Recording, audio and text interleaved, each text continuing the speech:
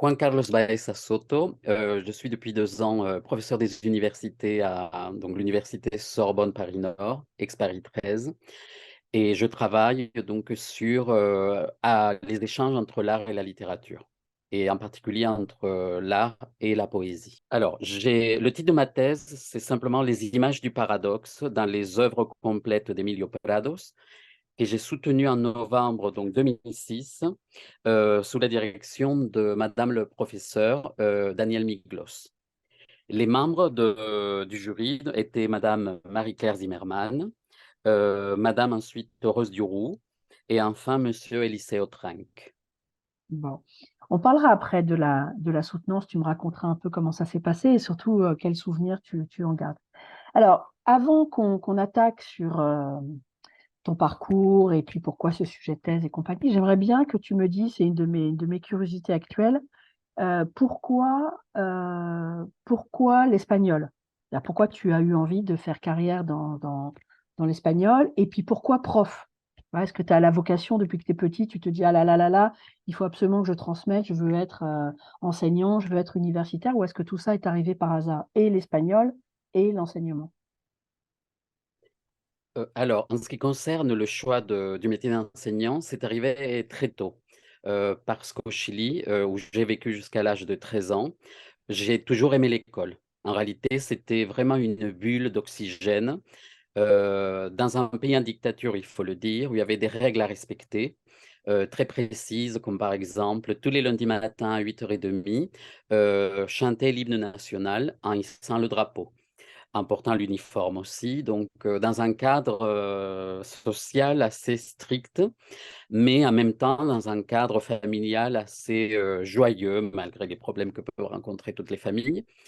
Et l'éducation, et je peux dire vraiment le savoir, était très tôt chez moi une espèce de bulle d'oxygène qui me permettait d'apprendre énormément de choses. Et il est vrai que j'ai eu des enseignants au Chili très dynamiques, très motivés, très vivants, simplement extrêmement vivants, parfois extrêmement stricts, mais d'une certaine façon très chiliens ou latino-américains, c'est-à-dire qu'ils pouvaient être extrêmement vivants dans leur façon de transmettre le savoir. Et j'ai toujours aimé l'école, donc vraiment ils m'ont transmis l'amour du savoir très très tôt. Et tu t'es dit, je veux faire ça. Et très tôt, oui, très tôt, j'ai su que je voulais être enseignant, que je voulais transmettre quelque chose. Au début, je ne savais pas si ce serait l'espagnol ou pas, franchement, hein.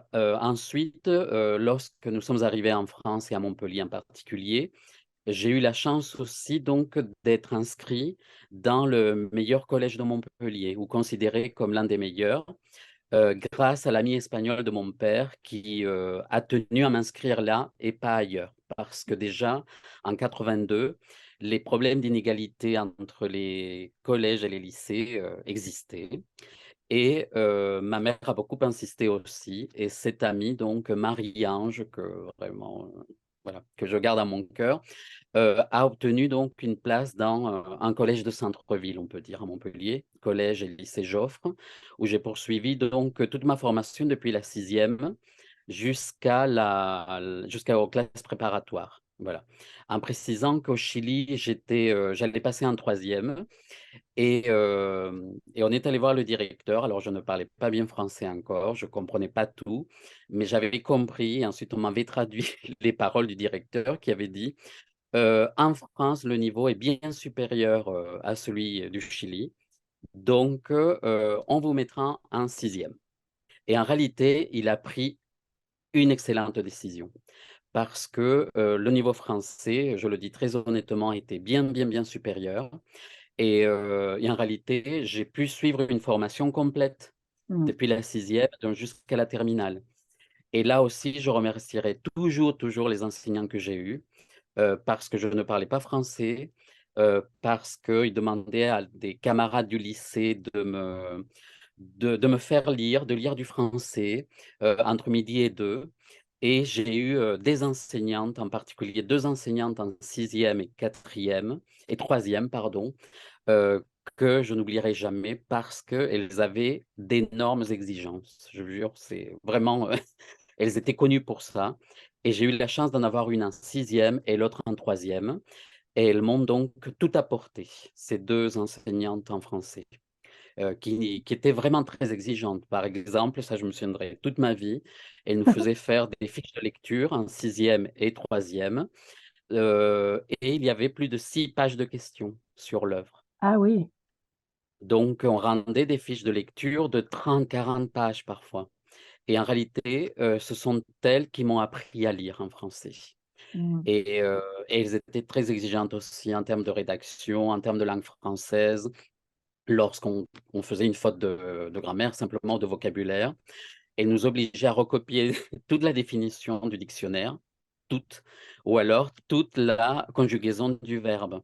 Donc en réalité, voilà, très rapidement, je connaissais les conjugaisons et je connaissais, j'avais acquis un certain vocabulaire grâce à elles.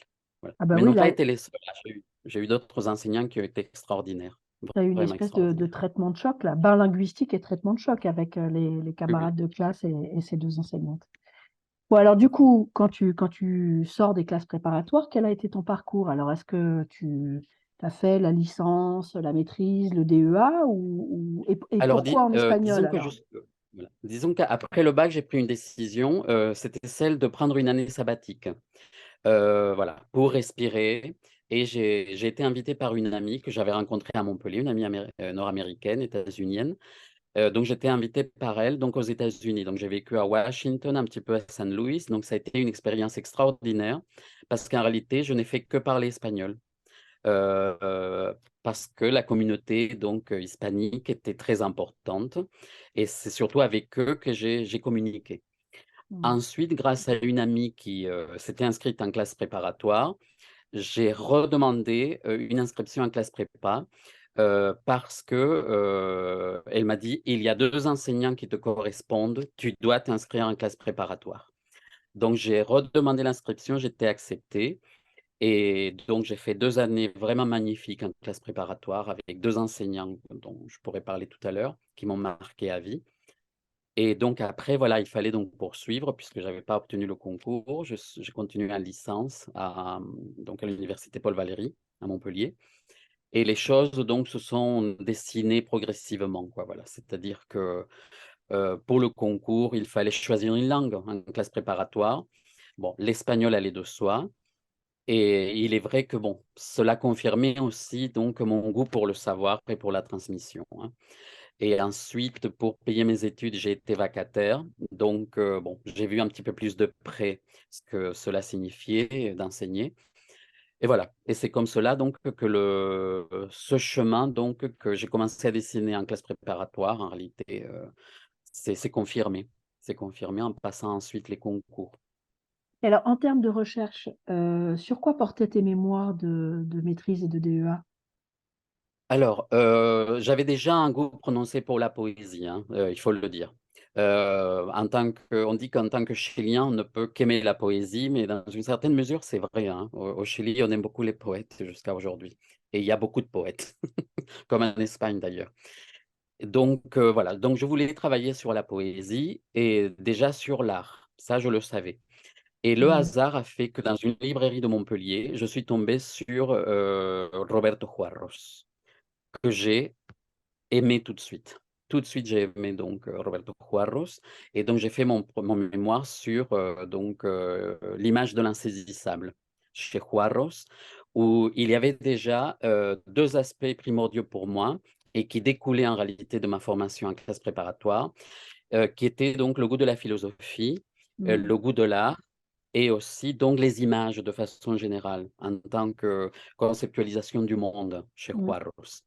Donc ça a été, voilà, un mémoire que j'ai fait vraiment, en suivant donc mon instinct parce que vraiment il correspondait à ce que j'aimais, à une époque où il n'était pas beaucoup étudié, hein, Roberto Juarros en 94-95. Donc c'est voilà, donc c'est ça mon premier mémoire. L'image de l'insaisissable chez Roberto Juarros et ensuite, bien évidemment, j'ai passé les concours. Ça a été une rupture donc dans la recherche, mais c'était en lien aussi avec la formation de l'époque, hein, où on passait le concours, assez rapidement. Après ce qu'on appellerait aujourd'hui le master 1, on le passait très, très vite ou après la licence. Donc voilà, donc ensuite j'ai préparé les concours et le DEA est venu quand en fait j'ai fait d'abord mon stage à Montpellier dans des très très bonnes conditions, à Nîmes plus précisément. Et ensuite donc j'ai été muté, on va dire, près de la frontière belge, très très loin de Montpellier et du soleil, dans un collège hyper difficile, mais je passe sur les détails, mais c'était un collège très très très difficile où, de façon très anecdotique et amusante, les anciens collègues héritaient des classes qui portaient les noms de Monet, Manet, Pissarro, et tous les nouveaux jeunes professeurs héritaient des classes à problème qui portaient les noms de Picasso, Miro, Dali, Ah etc. oui, Donc, je tiens à le dire parce qu'en fait, mon lien avec l'image continuait dans, oui, c'est vrai. dans ces premières années de collège dans le nord de la France. Et c'est là, en fait, qu'est né le besoin, mais je dis vraiment le besoin intellectuel de faire un deuxième mémoire, parce que j'ai constaté très, très rapidement que j'aimais beaucoup enseigner, mais que dans ces conditions, je ne pourrais pas le faire toute la vie. Mmh, Voilà. Je je savais que j'aimais enseigner, j'aimais transmettre, mais les conditions des jeunes enseignants à l'époque, en 98, étaient déjà très difficiles. mmh, Et j'ai très vite compris qu'un jour ou l'autre, la fatigue gagnerait. Et c'est comme cela que j'ai pris la décision donc de faire un DEA, sur 2 ans, puisque comme j'étais, déjà enseignant, j'avais la possibilité administrative de le faire sur 2 ans, et c'est grâce donc à l'ami d'un ami que j'ai été dirigé vers madame Danielle Miglos, qui deviendra plus tard ma directrice de thèse. Et c'était une époque où j'avais lu aussi, Luis Cernuda, et c'est mmh. comme cela que j'ai décidé donc de travailler sur, l'image de l'ombre dans les œuvres complètes de Luis Cernuda. Donc j'ai eu 2 ans pour le faire, et cela s'est très bien passé. Ma directrice de DEA a beaucoup aimé mon travail, et c'est elle qui m'a encouragé à faire une thèse, après. Donc voilà, c'est comme cela donc que je suis arrivé donc, à Emilio Prados pour la thèse. Alors justement, c'est ce que j'allais te dire. Pourquoi lui? Alors, pour plusieurs raisons, dont certaines très amusantes. Alors, la première, c'est que, d'abord, je voulais travailler sur Luis Cernuda, parce que Mmh, j'avais adoré les œuvres complètes de Luis Cernuda. Vraiment, j'avais tout aimé chez lui. Mais, Nuria Rodríguez Lázaro travaillait sur Cernuda à ce moment-là. Donc, je ne pouvais pas, voilà, faire ce sujet-là. mmh, Et en discutant avec ma directrice de thèse, Danielle Binglos, avec qui je me suis très, très bien entendue, voilà, en discutant avec elle, elle m'a dit: «Voilà, j'ai un auteur qui vous correspond, c'est Emilio Prados, et il n'a jamais été traité en France, il n'a jamais été mmh, étudié, donc il est pour vous». Et en réalité, je n'ai pas été surpris, parce que, La piedra escrita d'Emilio Prados avait fait partie du programme donc des classes préparatoires. Alors, moi, je ne l'avais pas eu, au programme, mais c'était ma meilleure amie, Karima, qui chaque semaine devait présenter une explication de texte, et puis elle m'appelait, elle était désespérée, elle me disait: «Mais j'arrive pas, je ne comprends rien à la piedra escrita, aide-moi, aide-moi», et je l'aidais à expliquer les textes. Donc c'est comme cela, en fait, que j'ai découvert, ah, c'est drôle. Emilio Prado. Oui. Et en plus, elle avait des bons retours, donc elle me demandait, 2 semaines après, de l'aider encore une fois pour étudier, un autre poème Mmh, voilà, de La Piedra Escrita. Et j'ai aimé. J'ai tout de suite aimé Emilio Prados, parce qu'il correspondait en réalité à ma formation en classe préparatoire. Et c'est mmh, là que je peux parler des 2 enseignants qui m'ont marqué à vie, qui étaient Michel Théron et Monsieur Wetzel. Alors Monsieur Théron était, professeur donc de lettres, et Monsieur Wetzel de philosophie. Et en réalité, tous les 2 étaient transdisciplinaires, polydisciplinaires, c'est-à-dire que dans tous leurs cours, ils pouvaient donc, utiliser un exemple qui ne correspondait pas du tout à leur «spécialité» entre guillemets. Donc en philosophie, monsieur Wetzel utilisait des poèmes de Rilke, il citait donc des œuvres d'art, donc il était très ouvert. Et même chose chez monsieur Théron, qui, pour expliquer la littérature, n'avait de cesse donc d'utiliser des références artistiques. Donc, ce sont deux personnes qui m'ont vraiment ouvert une voie en m'apportant énormément donc de concepts et simplement de la curiosité théorique autour Mm. non seulement de la philosophie de la littérature, mais autour aussi de la philosophie et de l'art. Donc en réalité, Emilio Prados correspondait donc à ce que j'aimais faire, disons. Et c'est à partir de là donc que j'ai choisi les images du paradoxe dans les œuvres complètes d'Emilio Prados. Et alors Alors justement, pourquoi? est-ce que tu peux nous expliquer, c'est ce que j'allais te dire, pourquoi, comment est-ce que tu en es arrivé, alors les images, on comprend bien, mais pourquoi est-ce que tu en es arrivé à concevoir ce sujet-là précisément, tu vois, avec l'idée de paradoxe au cœur de ta réflexion? Alors, je l'avais déjà découvert chez Cernuda, le rapport très étroit pendant la période des avant-gardes entre littérature et art. Mm. Donc, c'était très présent. Et chez Prados, qui faisait partie aussi de la génération de 27, c'était extrêmement présent aussi. Ensuite, en faisant ma recherche, donc, j'ai constaté que Emilio Prados consultait toutes sortes de revues d'avant-garde, françaises, européennes. Il achetait des livres en Allemagne lorsqu'il a été donc en Allemagne pour faire ses études à Heidelberg, mais aussi lorsqu'il a été donc dans des hôpitaux puisqu'il était malade des bronches de façon très très grave. Et il achetait en réalité énormément de livres d'art.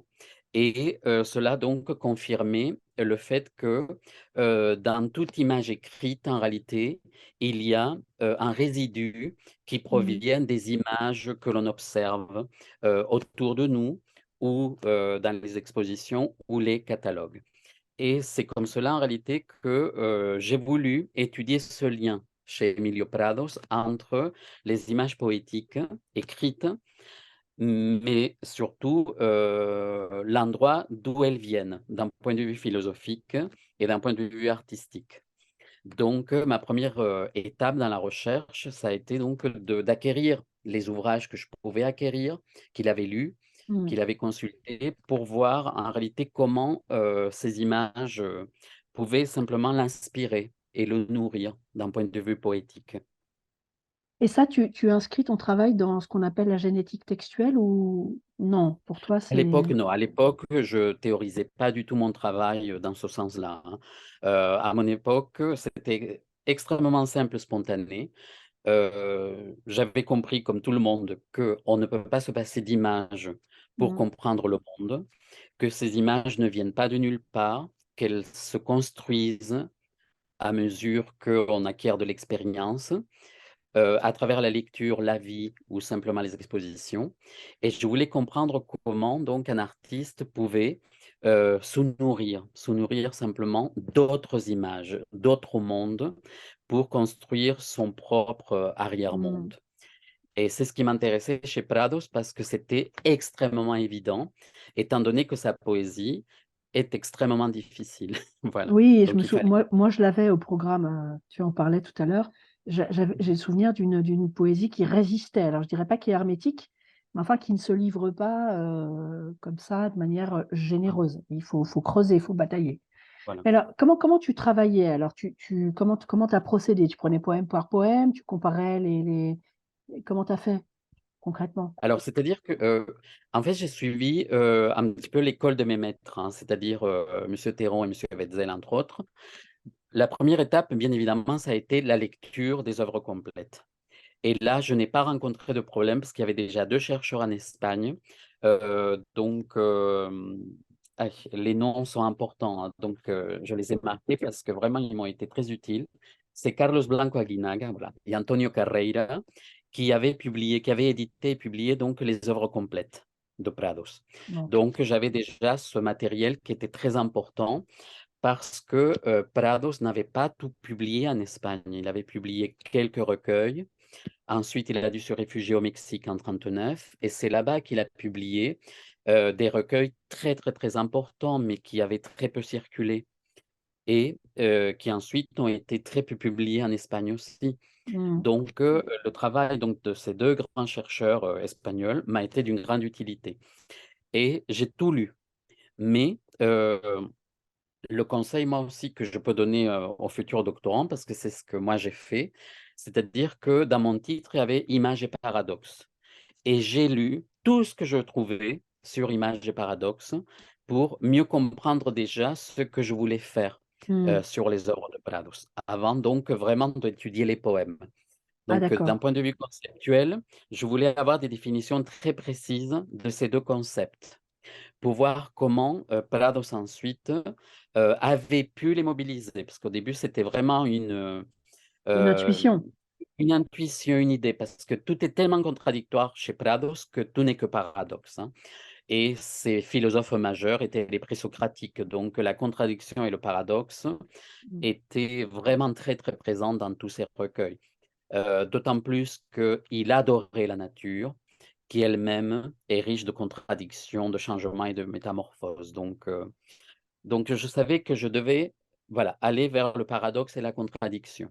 Et ensuite, l'image, simplement pour pouvoir donc m'appuyer conceptuellement sur ce qu'est une image peinte, sur ce qu'est une image écrite, sur ce qu'est une image donc qui relève de la construction donc de notre propre imaginaire, etc. Donc j'ai lu énormément de choses autour de ces deux questions. Ensuite, j'ai lu tout ce que je trouvais sur Emilio Prados, mais tout, pendant une année, tout ce que je pouvais, je l'ai lu.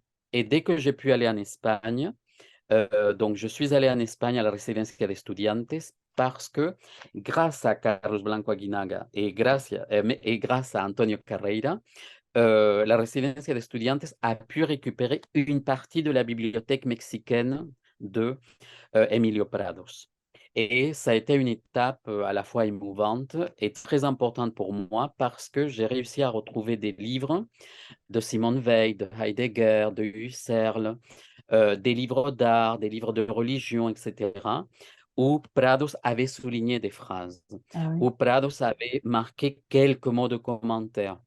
Donc, ça a été en réalité une étape extrêmement importante parce que je pouvais à partir de là établir des échos avec d'autres ouvrages perdus, Hmm. mais des ouvrages qui avaient été donc consignés par ces deux chercheurs, voilà, qui avaient réussi à consigner un maximum donc de titres de la bibliothèque de Prados, qui s'est un petit peu perdu par la suite et on n'a pas pu tout récupérer. Hmm. Mais une partie est à la Residencia de Estudiantes et ça a été donc un moment vraiment très, très, très important pour qu'ensuite moi je puisse continuer ma réflexion. Bien sûr. Dis-moi, pour qu'on s'y retrouve un peu, en particulier pour ceux qui connaissent, mal ou peu j'ai envie de dire ton auteur. Quand tu dis: «J'ai tout lu», c'est quoi comme corpus? 3 recueils, 10 recueils, 20 recueils? Alors, donc c'est une dizaine de recueils, donc qui commencent vraiment dans l'année 24, Oui. euh, sous l'influence de Lorca, le premier recueil, et petit à petit, donc disons, il publie vraiment deux recueils d'abord sous vraiment les auspices de l'avant-garde et le surréalisme, hein. Voilà, Mmh. donc ça, c'est en Espagne. Mais dès 39, sa poésie de l'exil acquiert une dimension très métaphysique et très, très mystique. Et c'est au Mexique qu'il publie ses chefs-d'œuvre, dont le plus connu est Jardín Cerrado, qui est un recueil extraordinaire, extraordinaire, Jardín Cerrado.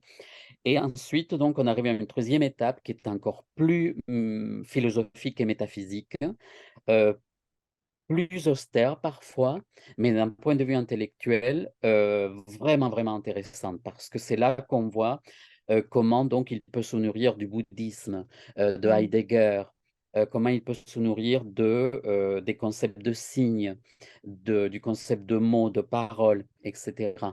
Et en réalité, donc, il a écrit une dizaine de recueils, mais la plupart, donc, disons, les recueils les plus intéressants et les plus reconnus, il les a écrits en exil, donc au Mexique, dont Piedra Escrita, qui est un recueil extrêmement difficile d'accès. C'est vraiment... Mais en même temps, c'est ce que j'ai aimé chez lui, et c'est pour cela que cela me correspondait, c'est-à-dire qu'on était invité à chaque vers à chercher le sens. Il n'a jamais donné le sens sur un plateau, Mmh. tout comme il n'a jamais donné la clé des images. et c'est ce que j'aime dans la poésie. Je trouve que la poésie donc se rapproche énormément de la philosophie parce que, au lieu de communiquer avec nous, au lieu de nous apporter une clé ou un message, elle nous invite en réalité la poésie à creuser, à nous interroger, et c'est ce que j'ai toujours aimé chez Prados en réalité. Parce que voilà, tous ces recueils sont d'abord d'une grande humilité, hein. C'était, une personne extrêmement humble, Mmh. très humble financièrement, économiquement, bon, un catholique, heu, mais en même temps, un catholique extrêmement moderne et très ouvert et très généreux et solidaire, hein, très, très solidaire. Donc et c'est quelqu'un en réalité donc qui, avait construit donc une œuvre extrêmement complexe, hein. Mmh. Il savait que ce serait difficile d'accès, mais il a tenu et il a suivi, sa voie. Et alors, puisque là, tu dégages 3 périodes, en gros. Et est-ce que c'est tu t'es pour mener ta recherche sur les différents types d'articulation, art, poésie, pour finalement traduire des images, hein, ou rendre compte d'images, tu as suivi cette périodisation ou tu as fait quelque chose de davantage transversal? En fait, j'ai suivi donc, disons 2 thématiques principales à chaque fois. C'est-à-dire que je suivais la chronologie et les influences du moment, Mmh. et parallèlement, les images les plus, significatives qu'il pouvait D'accord. donc, utiliser. Mmh. Et grâce à ces 2 critères, je pouvais donc peaufiner, donc d'autres thématiques et finalement mieux comprendre son propre cheminement. Parce qu'en réalité, entre le premier recueil qui est riche donc de jeux de mots, d'images, à la Lorca, hein, parce qu'il faut le dire, il a été amoureux de Lorca, qu'il connaissait. Il connaissait son travail, il connaissait son génie. Et entre cette première période et la dernière qui devient mystique et presque inaccessible, il y Mmh. a donc un très, très gros changement. Donc il a fallu le poursuivre, et ce qui m'a permis donc de mieux comprendre sa trajectoire, c'est le recours à la philosophie que j'apprécie énormément. Parce que lui, il s'inspirait toujours de la philosophie. Toujours, Mmh. toujours, toujours. D'ailleurs, il aurait suivi des cours de Husserl. Donc il a très vite eu accès à la pensée phénoménologique, qu'il a ensuite nourri à sa façon, hein, parce que c'était un lecteur, donc compulsif qui lisait absolument de tout, absolument de tout. Donc c'est sa bibliothèque qui m'a permis de poursuivre son cheminement. Et ensuite, ce qui m'a beaucoup aidé aussi, c'est Maria Zambrano, parce qu'ils étaient amis, parce elle a écrit sur lui. Et donc suivre en parallèle Maria Zambrano me permettait en réalité de comprendre un peu son fonctionnement, Oui. puisque Maria Zambrano, elle aussi, elle était entre philosophie et poésie. Donc c'était une façon de comprendre un peu l'esprit aussi d'artistes de cette époque, hein, qui ne se fermaient aucune frontière, aucune. Et alors, si tu devais retenir, disons un poème ou 2 poèmes que tu qui auxquels tu es particulièrement sensible et que tu relis avec plaisir dans une situation que tu peux, le cas échéant, nous décrire, ce serait quoi? Tu vois? Par exemple, je lirais telle chose quand, je trouve qu'il y a une perte de sens, quand je suis triste, quand je suis gai, ce serait donne-moi 2 titres. Alors, il y aurait, un premier titre qui est très mystique, c'est Possession luminosa.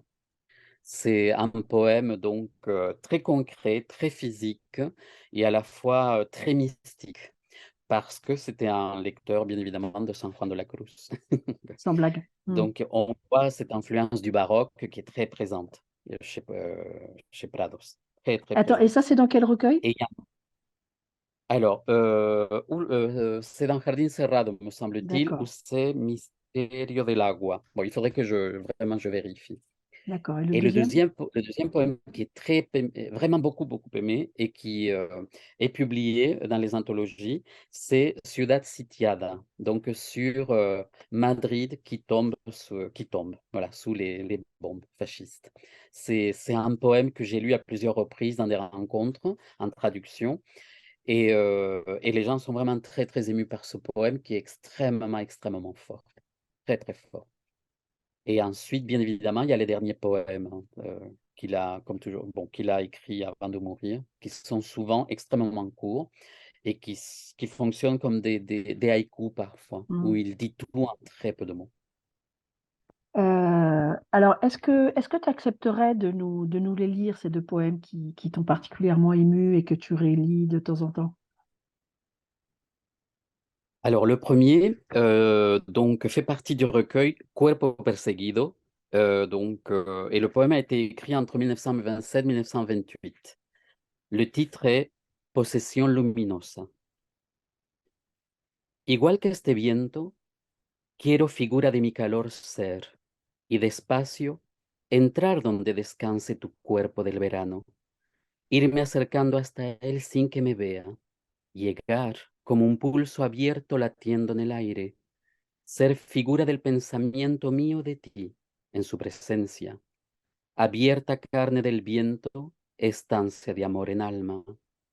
Tú, blando marfil de sueño, nieve de carne, quietud de palma, luna en silencio, sentada, dormida en medio de tu cuarto, y yo ir entrando igual que un agua serena, inundarte todo el cuerpo hasta cubrirte, y entero quedarme ya así por dentro como el aire en un farol, viéndote temblar, luciendo, brillar en medio de mí, encendiéndote en mi cuerpo, iluminando mi carne toda ya carne de viento. Bon, celui-là n'est pas très difficile à comprendre. Euh, non, mais quand on a étudié sa vie, etc., on comprend d'abord son amour pour la Méditerranée, Mm, Malaga. On comprend les influences présocratiques où donc l'homme se mêle donc au cursus, à la transformation de la nature, ce qui mm, rentrait homme. Et moi, ça me rappelait souvent donc simplement ma vie au Chili, en face du Pacifique, mon amour pour les baignades à Valparaíso ou à Viña del Mar, avec le vent qui est très présent aussi dans cette région.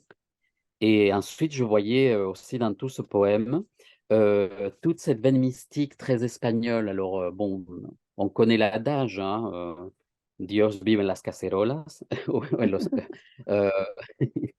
euh, mais là, tout est plein de vie. Et c'est vrai qu'on voit aussi donc toute sa recherche phénoménologique en réalité, qui est oui. très, très présente. Mm. Donc, il y a derrière donc un poème accessible, beau et d'un amoureux, parce qu'il a été amoureux donc d'une femme, Blanca. On voit donc aussi tout ce questionnement sur la matière qui se Mm. délite et qui fait partie donc simplement donc du temps qui fuit. Alors Donc, celui-là, tu le lis quand tu penses à la mer, tu le lis quand tu penses au Chili, tu le lis quand tu as besoin de te souvenir du pourquoi de ton être là. disons que c'est le titre qui m'a toujours beaucoup plu. Mm, Possession luminosa, c'est-à-dire dans lumière, il y a le mysticisme espagnol, et dans possession, il y a aussi le mysticisme espagnol. Et je mm, retrouve aussi, hein, il faut le dire, une conception du monde très latino-américaine, ou en tout cas très chilienne, qui découle de notre lien avec l'Espagne, hein. C'est-à-dire que la nature est à la fois ultra présente, mais c'est aussi une nature riche de vie en soi. Donc c'est ce qui est à la fois très précolombien et très mystique en même temps. Donc mm. j'aime bien donc la présence de toutes ces sources-là.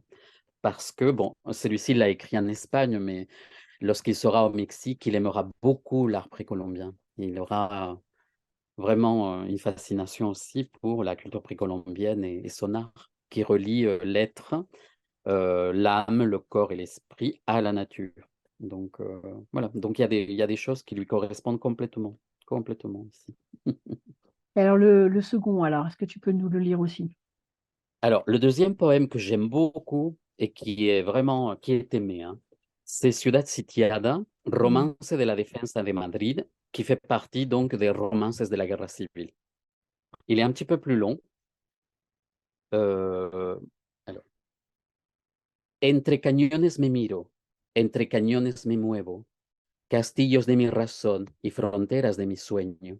¿Dónde comienza mi entraña y dónde termina el viento?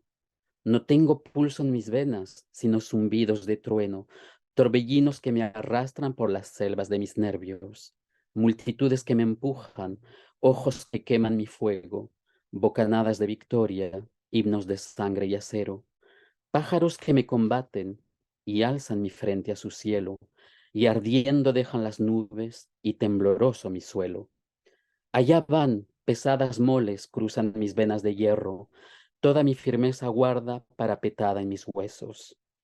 Compañeros del presente, fantasmas de mis recuerdos, esperanzas de mis manos y nostalgias de mis juegos. Todos en pie a defenderme, que está mi vida en asedio, que está la verdad sitiada, amenazada en mi pecho. Pronto, en pie las barricadas, que el corazón está ardiendo.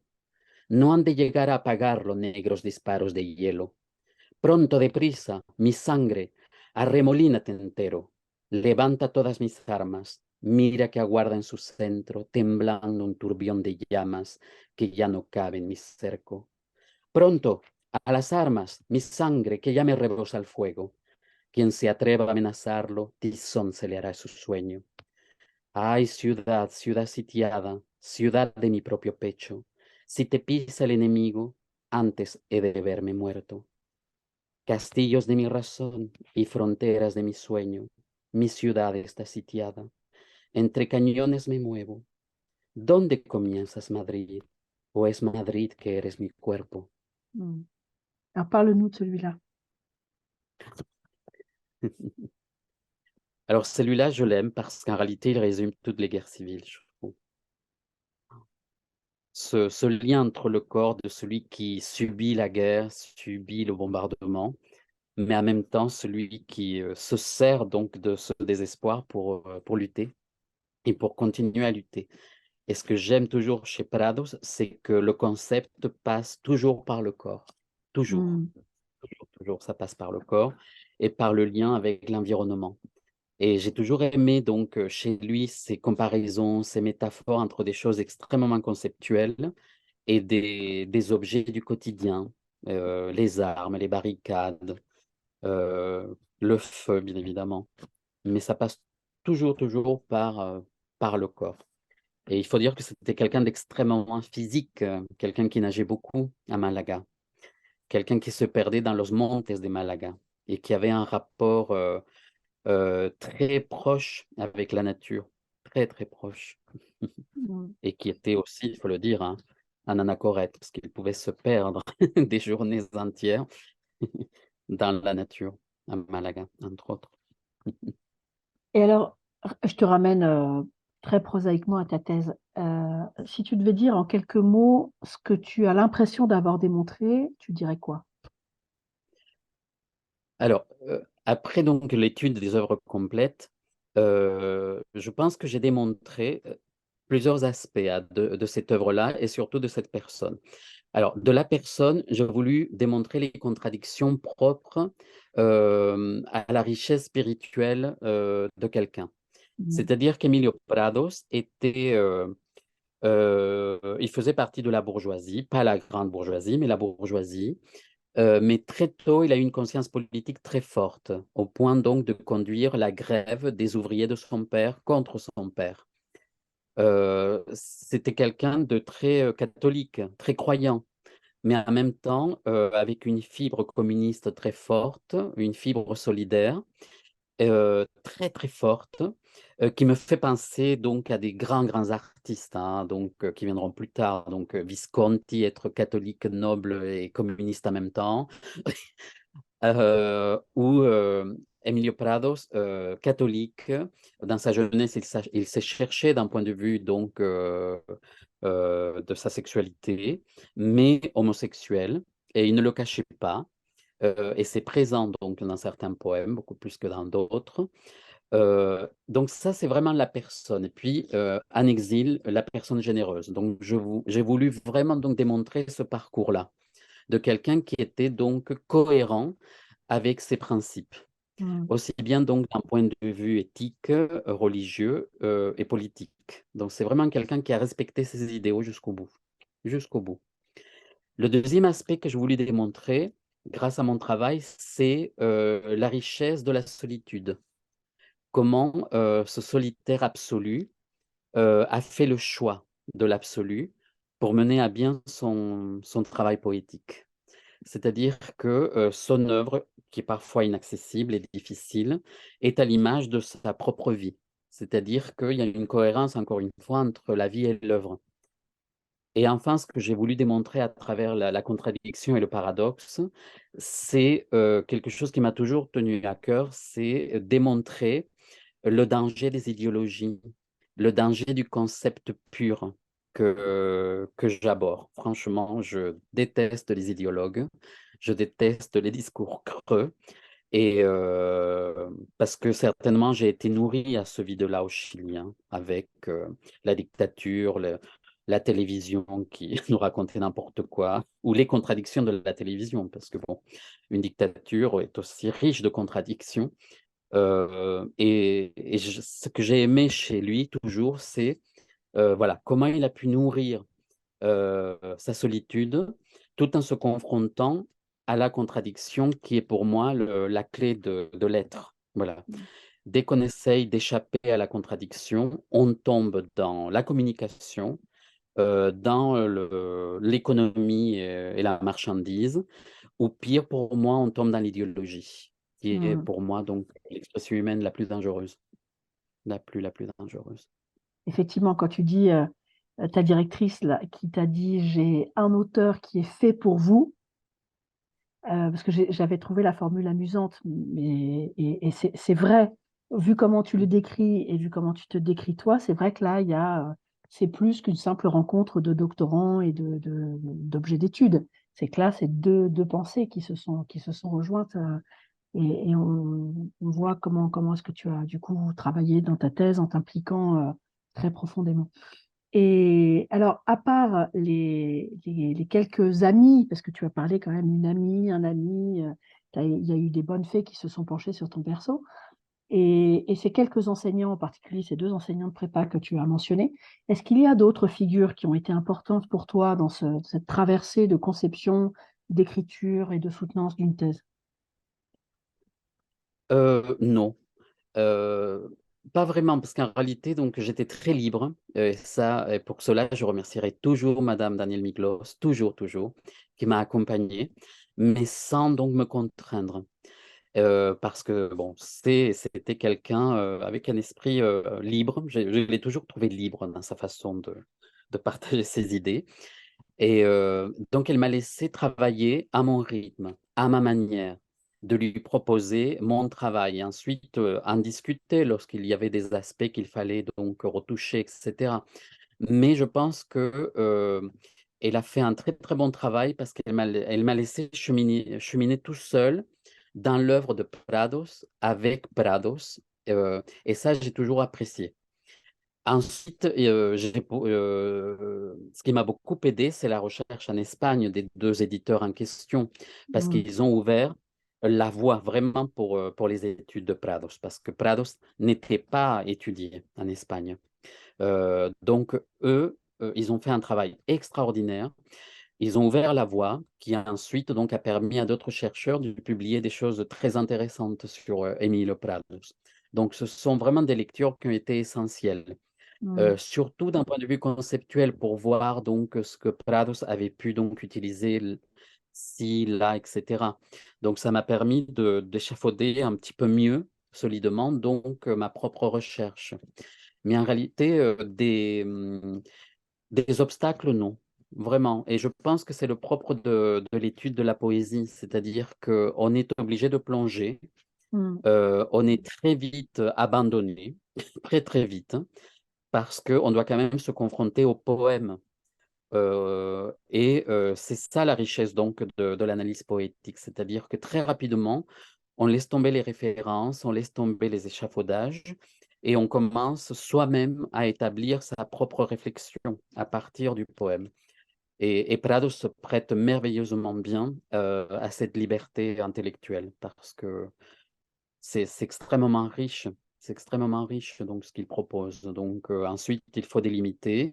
Parfois donc il faut, savoir où s'arrêter parce qu'on ne comprend pas tout, hein. Il y a des poèmes très hermétiques chez Prados, donc parfois il faut s'arrêter, il faut renoncer. Mais il vous laisse une grande liberté, c'est ce que j'ai toujours aimé chez lui. Et j'ai beaucoup aimé Prados dès le début parce que je trouvais chez lui la liberté de Pessoa. Moi, j'aurais Mhm. adoré travailler sur Pessoa.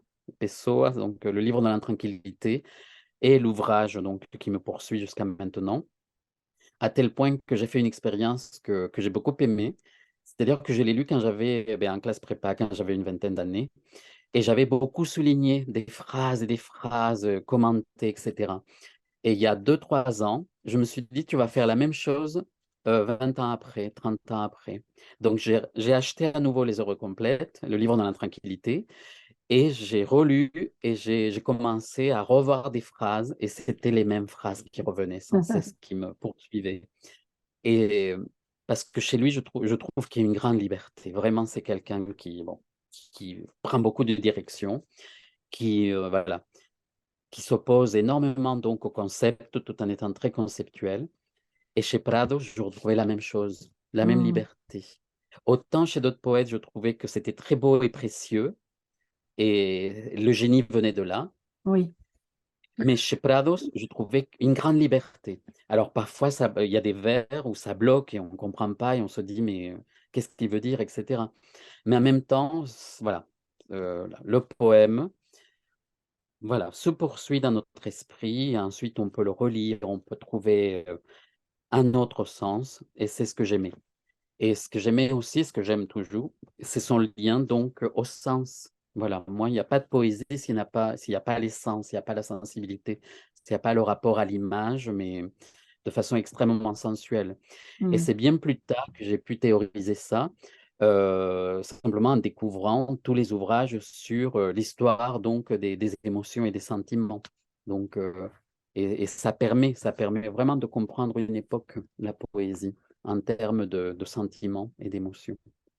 Oui, ou au-delà d'une époque, la substantifique moelle du langage poétique, peut-être, hein, parce que là, ce que tu décris, c'est ce qu'on cherche dans la poésie qui permet cette liberté, alors que évidemment, la fiction, il faut qu'elle mette deux, trois points sur les i, aussi complexe, élaborée qu'elle soit. Alors là, tu as glissé naturellement des personnes qui t'ont influencé aux difficultés. Donc, du coup, moi, je vais te poser une deuxième question sur les difficultés en dehors de cette question du sens et de corpus qui résiste, mais finalement, c'est ça qui te plaît, c'est quand on te résiste. Je voudrais savoir si tu as eu des difficultés au moment de l'écriture et, le cas échéant, comment tu t'y es pris.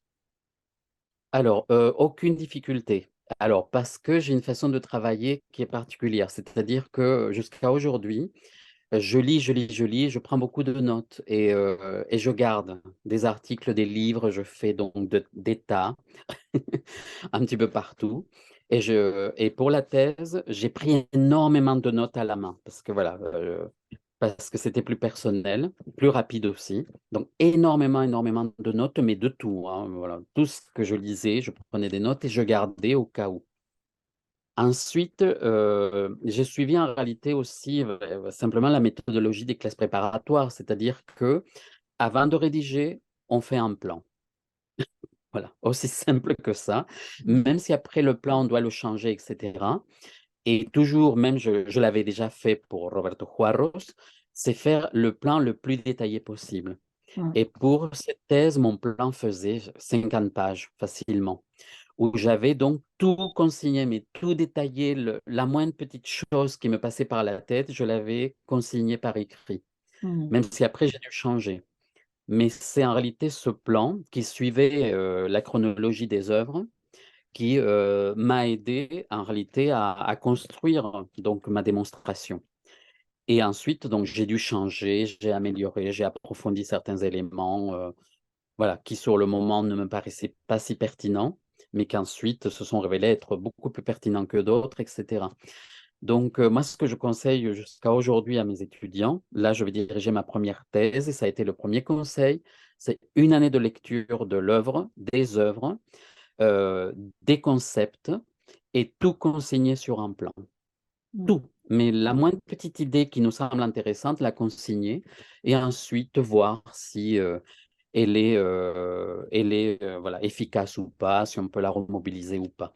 Mais vraiment tout consigner à mesure qu'on travaille sur une année minimum pour ensuite continuer la recherche un petit peu plus peaufinée et peut-être réduire le plan, prendre d'autres directions, parce que bon, voilà, en une année, on n'a pas le temps de tout voir, hein, c'est tout à fait normal.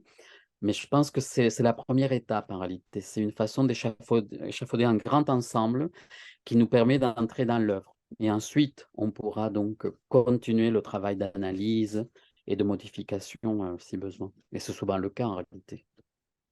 Et alors, s'il y a une chose que tu devais changer à ta thèse, ce serait quoi?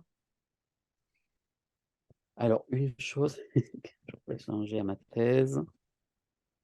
Hmm, je suis très content de ma thèse. Alors, je vois pas trop ce que je pourrais changer parce que peut-être être un petit peu plus synthétique par moment, parce que c'est mon gros défaut. Être peut-être plus synthétique. Mais en même temps, me connaissant, je sais que lorsque je développe pour une raison précise. Je veux Mmh. arriver à une idée précise. Donc parfois, le cheminement peut être un peu plus long. Peut-être synthétiser un petit peu plus, parce que la thèse faisait 800 pages. Donc voilà, peut-être synthétiser, mais en même temps, c'est les œuvres complètes que j'ai traitées. Donc Fallait prendre le temps. peut-être peut-être être D'accord. plus synthétique. Plus synthétique. Alors, venons-en à la soutenance. Donc, tout à l'heure, tu nous as donné la composition du jury, et maintenant, je voudrais que tu nous dises quels souvenirs tu gardes de cette journée-là. Alors, c'est la soutenance, et puis moi, j'aime bien aussi que vous me parliez de ce qui s'est passé avant et après, parce que parfois, il s'y passe des choses intéressantes dans les marges de la soutenance proprement dite. Alors, disons que ça a été une préparation, une soutenance extrêmement sereine, hein, avec Madame Miglos, qui m'a fait confiance dès le départ et qui m'a accompagné de façon extrêmement sereine. C'est-à-dire que lorsque je lui présentais en troisième année la rédaction des différents chapitres, elle lisait très rapidement, elle me faisait des commentaires et ensuite donc, je corrigeais ou je discutais avec elle. Donc cela s'est fait vraiment très sereinement, très très sereinement.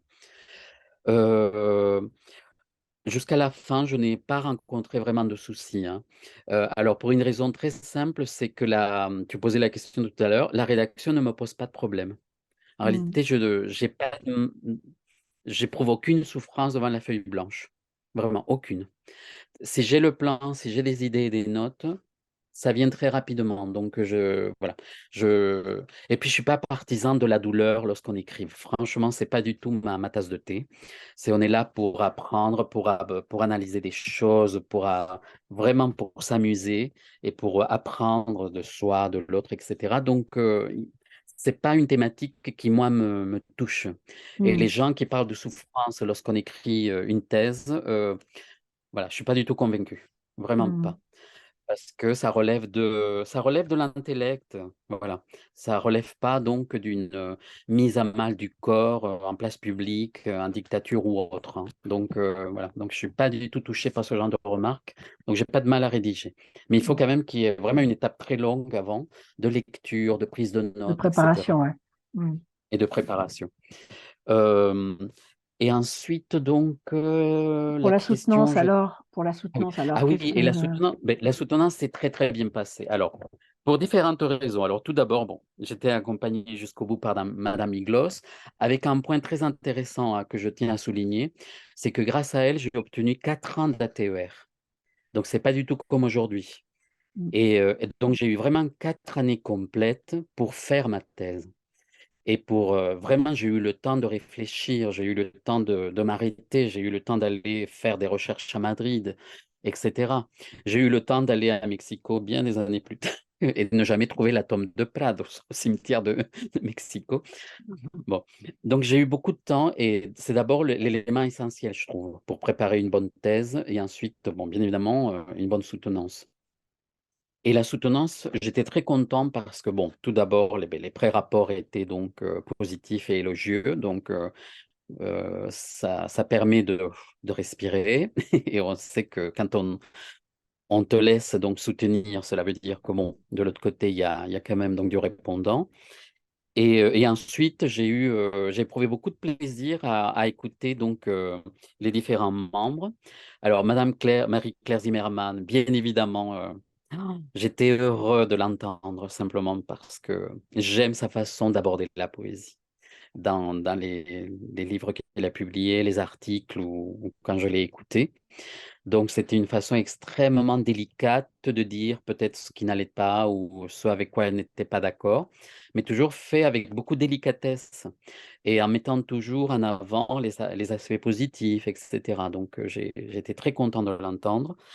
Madame Rose Duroux, et j'étais très content aussi d'entendre son point de vue parce qu'elle, c'était le point de vue un petit peu plus historien, puisqu'elle avait beaucoup écrit sur guerre civile, etc.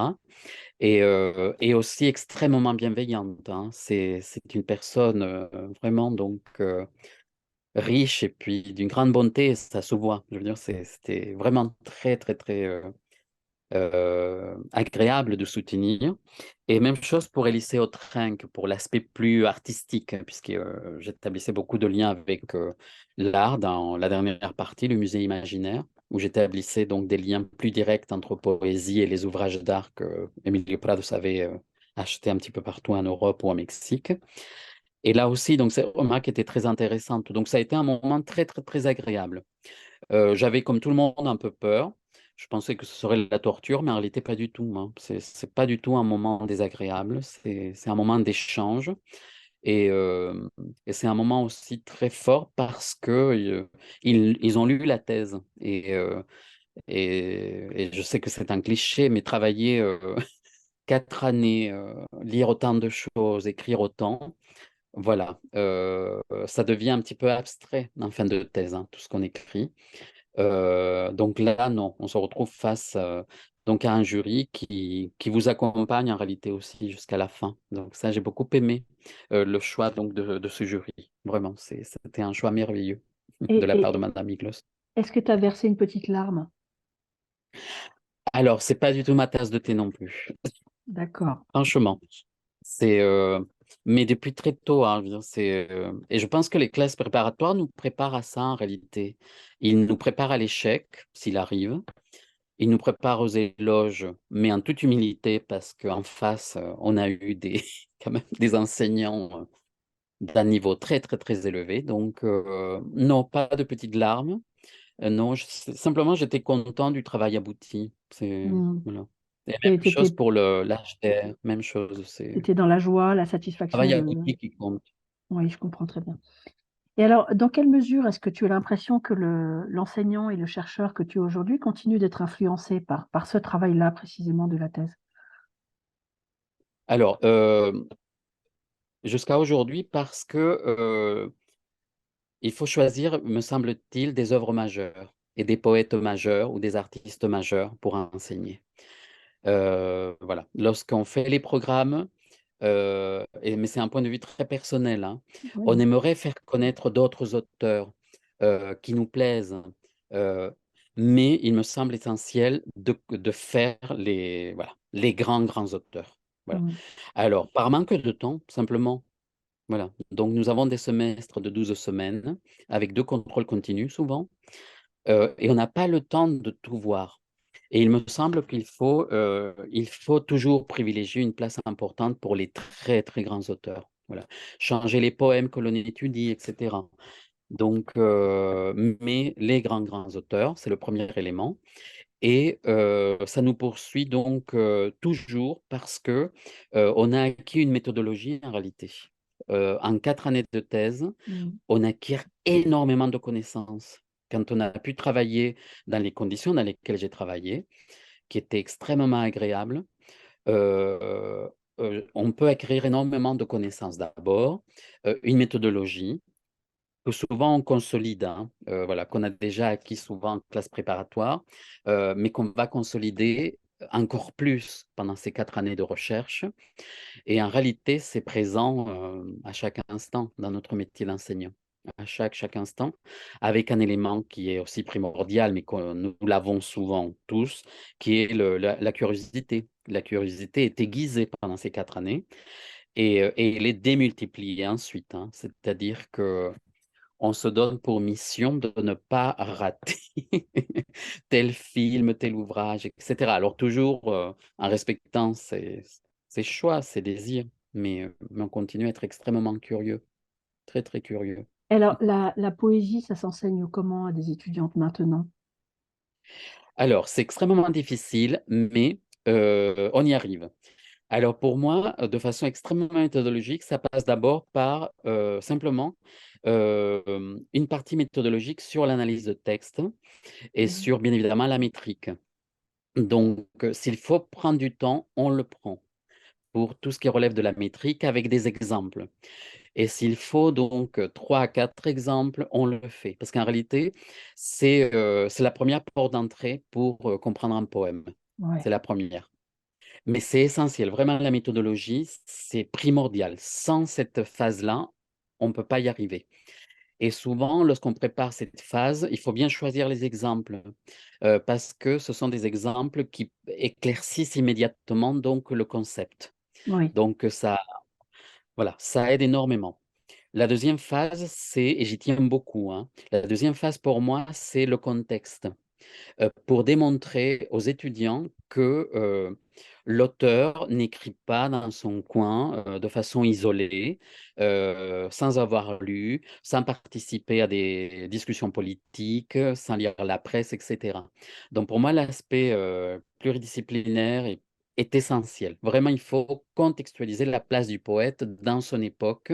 oui, Ça vient donc de mes deux enseignants de classe préparatoire et parler philosophie, parler mouvement artistique, et pas seulement mouvement littéraire, ou pas seulement les caractéristiques de l'auteur en question. Vraiment, il faut vraiment présenter tout le contexte. Et la troisième étape, c'est le texte lui-même. mhm. Vraiment, si on doit passer 3 à 4 heures sur 4 vers, on le fait. Mais seulement la première fois, parce qu'ensuite, on n'a pas le temps de tout approfondir. Et c'est là en réalité que les étudiants apprécient. C'est lorsque, dans un poème, ils comprennent qu'il y a une part de la grande histoire, qu'il y a une part donc de la psychologie de l'auteur, mais dans le sens noble de la psychologie de la construction de soi. C'est là que voilà, les étudiants commencent à apprécier la poésie et ils apprécient beaucoup aussi la poésie lorsqu'on confronte le poème avec une image ou un tableau de l'époque. Et souvent, le tableau permet en réalité de rentrer dans le poème Dans le texte, ensuite. oui. C'est pour Mm. cela que tous les cours de littérature devraient être suivis d'un cours d'art ou précédés d'un cours d'art juste avant. Parce qu'en réalité, c'est la même méthodologie. Voilà, Ah c'est oui. on va commenter des couleurs, des lignes, des volumes, la profondeur. Et dans le poème, c'est exactement la même chose. Exactement la même chose. Et là, ils comprennent mieux ce qu'est une image, vous voyez, Mm. au-delà de la métaphore, quoi. Parce qu'en réalité, ils peuvent identifier une métaphore, mais ils n'ont Comment rien à elle, dire sur la métaphore en question. bien sûr. Donc, et c'est vrai que c'est en se nourrissant d'autres images qu'on arrive à comprendre un poème, hein. Et alors, est-ce que tu as relu ta thèse? Alors, au début, oui, je l'ai relu pour voir donc ce que j'avais pu écrire, parce que bon, j'ai écrit la thèse les 6 derniers mois et surtout les 4 derniers mois, donc entre juin et août. Voilà, donc ça a été assez sportif. Les 4 derniers mois ont été très, très sportifs, d'autant plus que j'avais beaucoup d'images en annexe et c'était Mm. très, très long. Donc de scanner, voilà, des images de tableaux, de vieux ouvrages publiés en Allemagne en 1924-26 et cetera. C'était des longs. Mais oui, je l'ai relu parce que, ça permettait donc de voir ce qu'on a écrit simplement parce qu'on oublie. On Mm. oublie ce qu'on a écrit et ensuite, voir si, il n'y avait pas d'autre chose qui pouvait, donc naître de cette première perception de l'œuvre. Donc, et aussi le lire pour relire les poèmes en contexte. Ça, j'aime beaucoup en réalité relire des chapitres, mais pour relire les extraits que j'ai étudiés et pour voir s'il y a pas d'autres éléments qui surgissent parce qu'entre-temps j'ai lu autre chose, etc.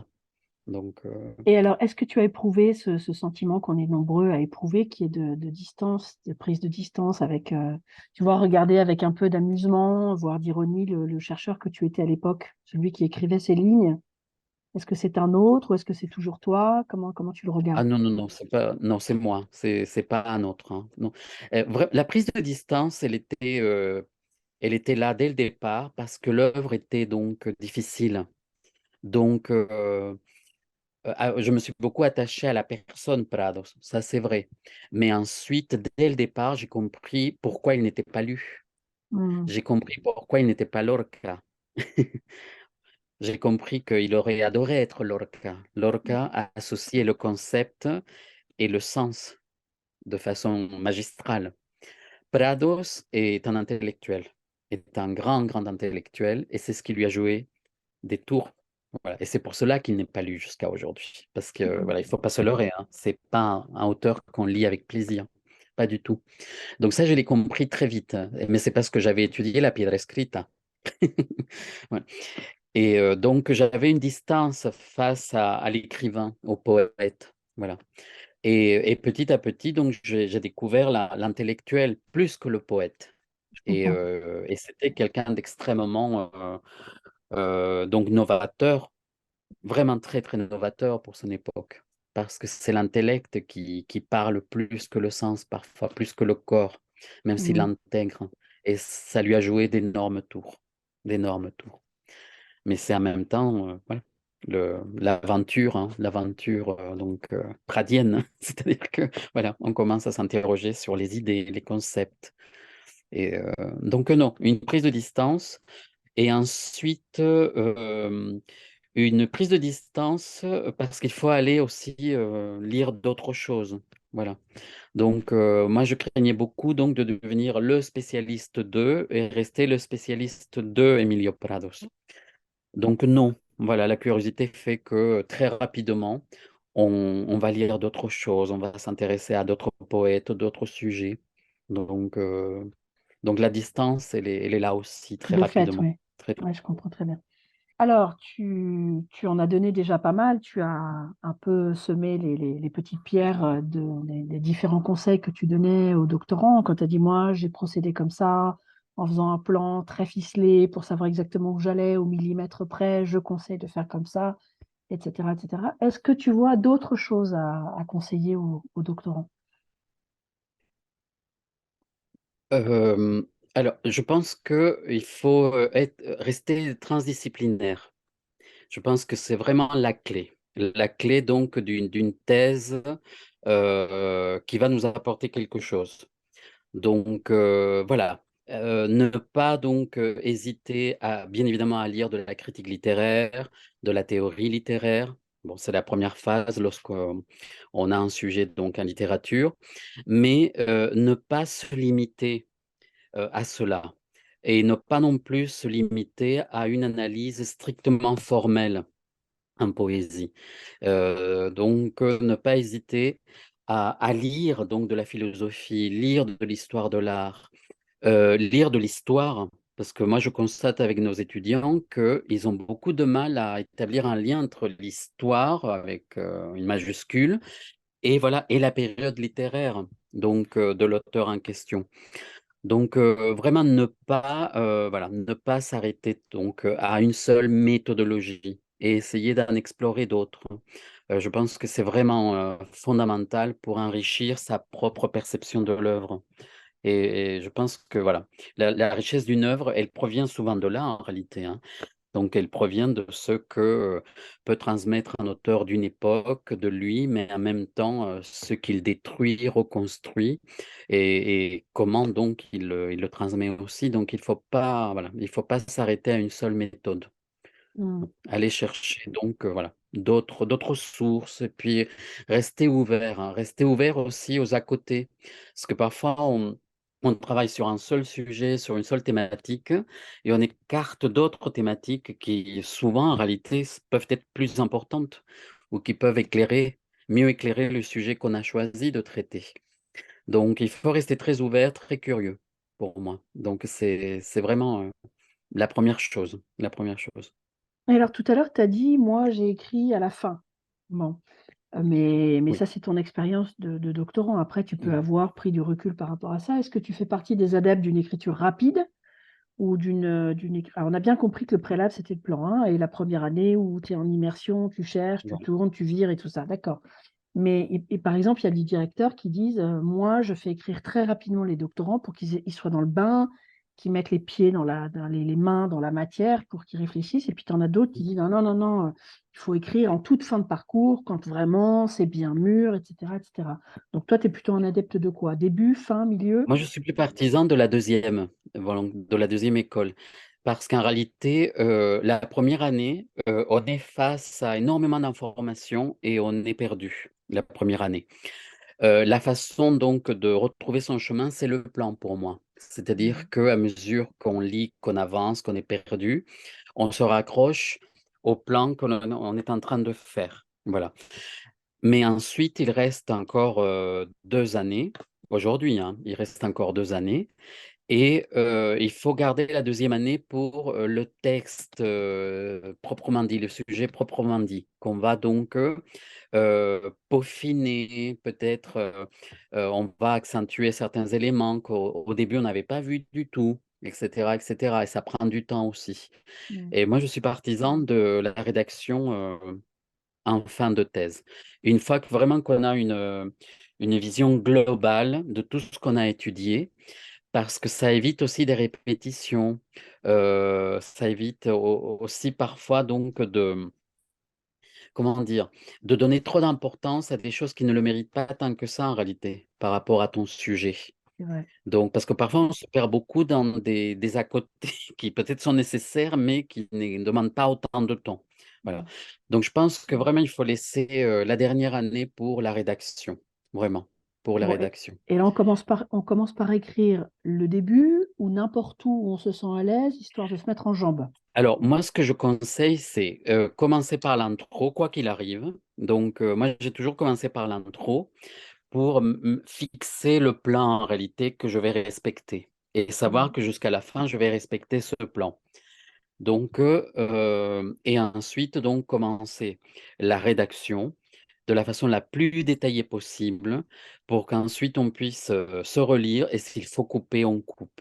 Ou s'il faut en revanche couper pour accentuer d'autres aspects, voilà, on le fait, on le fait. Et ensuite, moi, j'ai eu une stratégie, mais qui s'est imposée parce que je n'écrivais pas vite du tout au début avec l'ordinateur. C'est-à-dire que j'ai dicté ma thèse. Ah, C'est-à-dire que la nuit, j'écrivais à la main parce que ça marchait beaucoup mieux. J'ai tout écrit à la main et le lendemain, très tôt, je dictais. Je dictais à quelqu'un qui maîtrisait très très bien l'ordinateur, qui allait très très vite. Et en réalité, en dictant ce que j'avais rédigé, je voyais ce qui n'allait pas ou voilà, ce que je devais ensuite donc refaire, etc., etc. Donc ça a été une distance qui m'a été très utile, très ah, très utile. j'imagine, oui, oui, ça fait une espèce de gueuloir pour éprouver ton texte en te le disant Voilà, toi-même. Ouais. voilà. Ah oui, oui, dis donc, ça a dû prendre Et, du temps ton affaire là, parce que écrire, dicter, mhm, relire, oui. Non, ça, oui, oui, ça, disons que ça a pris 4 mois pour vraiment pour tout faire. ok, Mais voilà, mais j'avais énormément de notes, énormément de choses qui n'attendaient que voilà trouver la la place. mise en ordre, quoi, en D'accord. réalité. Bon, dans Donc, l'intervalle, maintenant, tu écris directement à l'ordinateur ou tu as toujours ce passage par le non, papier maintenant, c'est. Alors, j'ai beaucoup de notes, ça oui, toujours. Mais après, non, maintenant, j'écris à l'ordinateur beaucoup plus vite qu'avant, directement, d'accord. Bon. directement. Alors, ma dernière question, elle suppose que tu prennes ta thèse, le volume, là, Mhm. les 800 ou je ne sais plus ce que tu as dit, pages, et que tu regardes la première page, que tu nous lises la première phrase de ton introduction, si tu as besoin de la deuxième et troisième, parce que ça te semble plus cohérent pour qu'on te comprenne, il n'y a pas de problème. Donc, tu nous lis ça et après, tu nous en fais un commentaire. Ah, très bien. Alors, je vais lire 2 phrases, oui, ou trois, mais c'est Allez. très court. Alors, introduction. Une main blessée de lumière. Dans le cadre de la poésie espagnole d'avant-garde, la parole d'Emilio Prados est restée longtemps oubliée, comme s'il interdisait qu'on l'interprète. comme si le mouvement de l'écriture ne désirait pas se figer dans un ordre théorique. Son existence se réalise en effet dans le mouvement que le monde crée à son échelle et que Prados tente de saisir par les concepts d'image et de paradoxe. Les choses existent en dehors de notre connaissance et en dehors du déterminisme de l'expression. Alors, En réalité, qu'est-ce voilà. que tu en Donc, penses? c'est-à-dire que d'entrée de jeu, voilà, de façon tout à fait stratégique, je mettais les mots-clés. Poésie avant-garde. Ensuite, je posais le problème majeur en réalité de ma thèse, qui Mm. était celui de comment construire la connaissance lorsqu'on sait que tout est contradictoire. Et euh, en sachant aussi que l'expression, le langage est prédéterminé et que pour simplement écrire, il faut tout faire exploser. Voilà, Mm. tout faire exploser. Donc voilà, c'était ça le sens que je voulais vraiment aborder tout de suite, quoi, tout de suite. Comment on construit son monde tout en sachant que ce n'est qu'une construction et que ce n'est pas la vérité. Bon, et rétrospectivement, tu le trouves bien ce début ou si c'était à refaire, tu t'attaquerais autrement? Alors, le titre de l'introduction, jusqu'à aujourd'hui, j'aime. Une main blessée de lumière. Pour moi, c'est Emilio Prados jusqu'à aujourd'hui. Donc, rien que pour cela, je garde le début de l'introduction. D'accord. Et alors, juste pour la bonne bouche, là, pour se faire plaisir, lis-moi la dernière phrase de ta thèse. Euh, de l'intro Non, ou de la de ta conclusion? conclue, la dernière avec laquelle tu as fini ta thèse. Alors, je prends, c'est le deuxième volume.